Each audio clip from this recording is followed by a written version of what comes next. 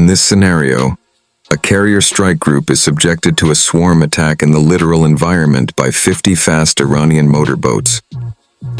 The attackers approach on multiple axes with the intent to saturate the defense, reduce engagement distances, and overload individual units through mass, speed, and short reaction timelines. The boats employ a mixed loadout, light to heavy machine guns for suppression and visual noise, combined with selected platforms carrying anti-ship guided munitions. In parallel, unmanned aerial systems contribute as a reconnaissance and disruption layer. Drones increase track density in the air picture, consume sensor and attention bandwidth, and reinforce the saturation effect by forcing continuous classification and prioritization. Defensively, the strike group operates a layered scheme. Maritime situational awareness, electronic countermeasures, escort ship close-in and medium-range fires, and air-delivered anti-surface engagement.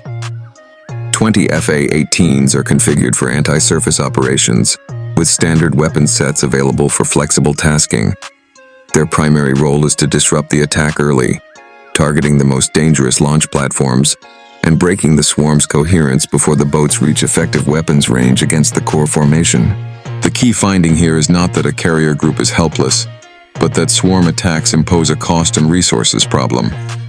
Low-cost platforms are designed to create an asymmetric exchange. The defender is pressured to respond with high-value effects, expensive interceptors, high-end sensor time, and limited magazines, while the attacker accepts attrition as part of the plan. Even if the defense achieves a high kill rate, the engagement can still be strategically unfavorable if it forces disproportionate expenditure and depletes finite munitions. A further factor is the assumed one-way mission logic on the attacking side. If survival is not a planning constraint, risk tolerance increases, and some boats will push aggressively into the close-in envelope.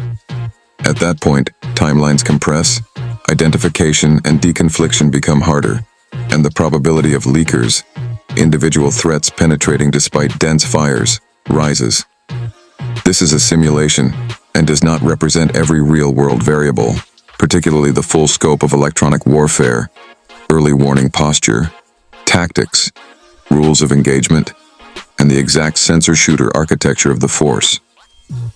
However, it illustrates a durable principle of modern naval warfare.